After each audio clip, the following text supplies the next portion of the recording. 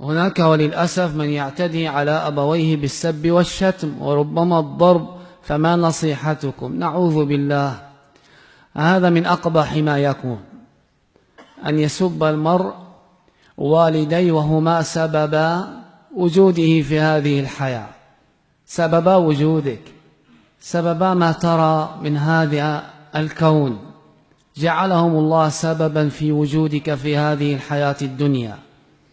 قد كنت أيها الشاب في أحشاء بطن أمك، وكانت لك غذاء ووقاء، ثم بعد ذلك خرجت إلى الدنيا فأرضعتك، وكانت تسر بك غاية السرور كي تنام أنت وترهق هي وتتعب هي وتشقى هي. وكذلك الأب يقوم على شأنك الليل والنهار، كم قد تضايق لأجلك، وكم قد بكى لأجلك، وكم قد فارقه النوم لأجلك، كم قد استدان مالا لتعيش حياة طيبة، كم قد اكفهر وجهه وضاق وحزن ربما لمرضك أو لحصول أمر طارئ عليك. والدك الذي كان يفرح وينتظر إذا ما نجحت في سني الدراسة، تنتقل من عام إلى عام بنجاح إلى نجاح، سببه هو وسببه دعاؤه وسببه ماله وسببه جهده بعد توفيق الله عز وجل لك. ينتظر العامة والعام والسنة كل والسنة والهلال بعد الهلال كي تصير شابا يافعا، من أجل أن يسر بك ويسعى معك، من أجل أن تخوض غمار هذه الحياة سويا. يريد أن يسر بزواجك كي يكون لك أحفاد، وبعدها ينعم معهم في أسرة قد كانت قليلة فكثرها رب العالمين. كل هذا كان يؤمله وينتظره، يتعب هو من أجل أن تسعد أنت، ويشقى هو من أجل أن تنعم أنت، وهكذا يبكي هو من أجل أن يرى السرور في عينيك. أبعد ذلك هذا كله، أبعد هذا الأمر الذي يبذله في حياة مريرة قد مر بها من الظروف والأحوال، تجرؤ على سبه، تجرؤ على شتمه، تجرؤ على أن تضربه؟ هل تجرؤ؟ هل قلبك قلب إنسان قد اجتمعت عنده المشاعر والأحاسيس؟ لا، أنت حجر، أنت حجر، أنت حجر، لست من بني الإنسان.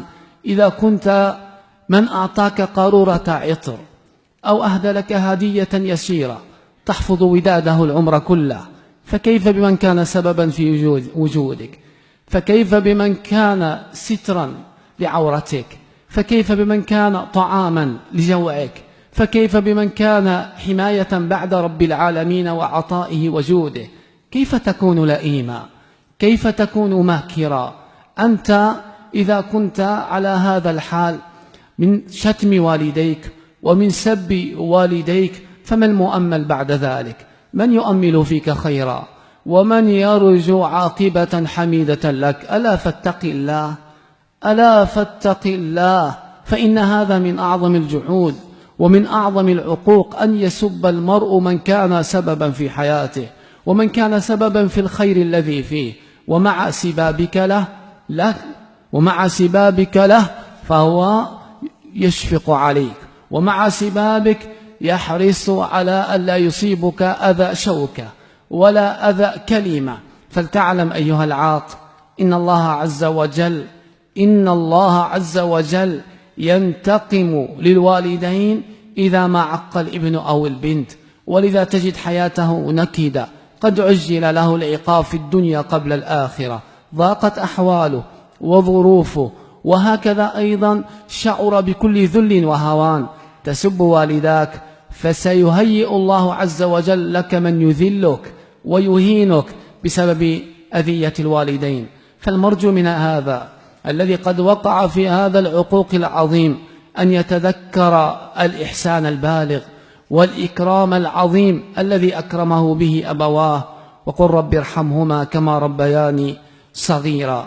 عليك أن تحذر من العقوق، فإن عقوبته معجلة كما قد تقدم في محاضرة أخينا الشيخ أبي همام، فالله يعجل لك العقوبة، فعندها سترى من الويل والأذى ما لا يخطر لك ببال، فاتق الله وتب، وراجع أمرك مع والديك بالإحسان والاعتذار، وهكذا. فلتبدل السيئة بالحسنة، وتعقب ما حصل من أذية وسباب إلى بر عظيم ودعاء كبير ونفقة ومعروف وسلوان وتسلية، عندها يطيب عيشك ويهنأ حالك، وتحمد لك العاقبة بأمر الله عز وجل.